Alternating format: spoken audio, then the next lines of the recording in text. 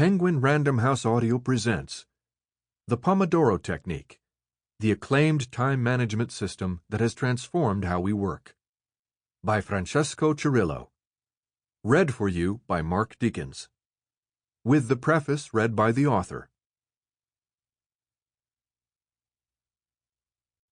Hi, I am Francesco Cirillo, I'm the author, and this is the preface to the 2018 edition.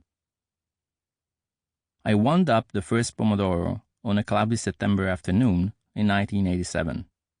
The setting was the terrace of a house in a medieval village 30 miles north of Rome, Sutri, where I spent my family holidays. The task was clear but scary. I want to finish this chapter. The chapter in question was the first of the sociology book I was reading for a university exam I had to take within a few weeks.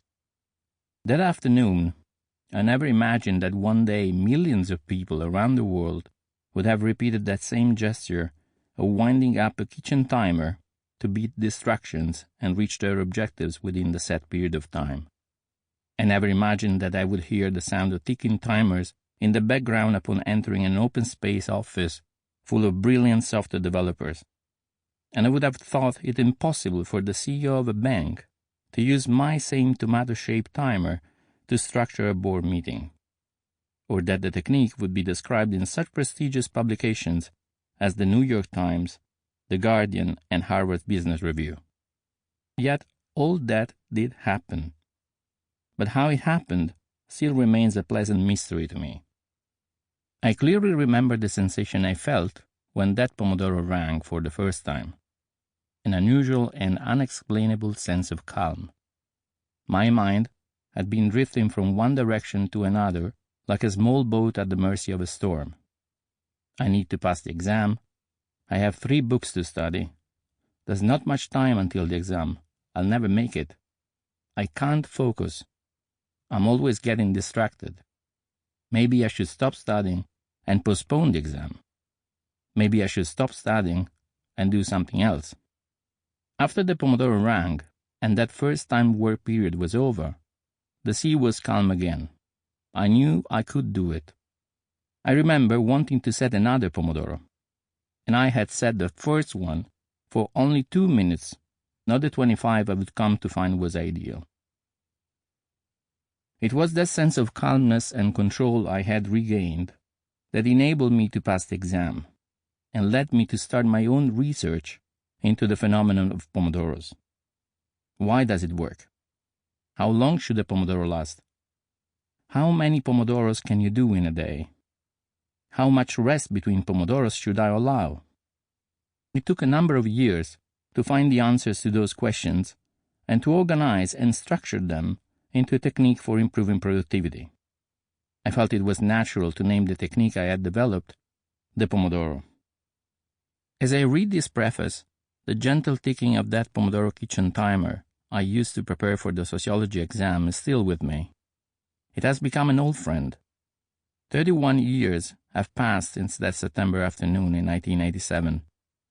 Many things have changed since then. The development of the internet and social media have transformed our habits and behavior. Our smartphones let us know when we need to leave to get to the movies on time, or when the dinner we order from the car or taxi on the way home is 5 minutes away from being delivered. Social media and various apps expose us to interruptions 24/7. So, how is the Pomodoro technique still effective in the digital age? The most prolific source of distractions remains our own mind.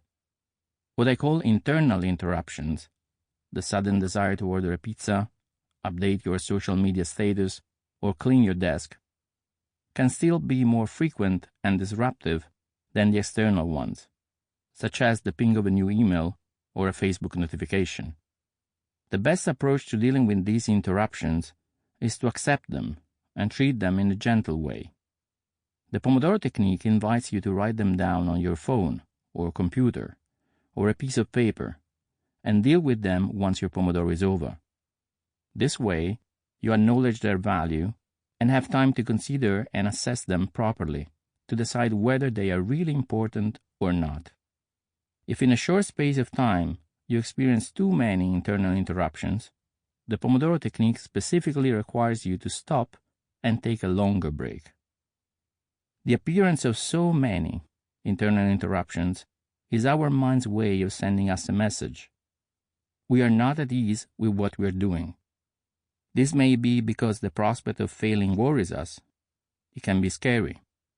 Or maybe our goal seems too complex, or we feel we are running out of time. To protect us, our minds come up with different, more reassuring activities. We end up favoring interruptions wherever we can latch on to them. The type and frequency of interruptions, whether they are internal or external, do not threaten the Pomodoro technique.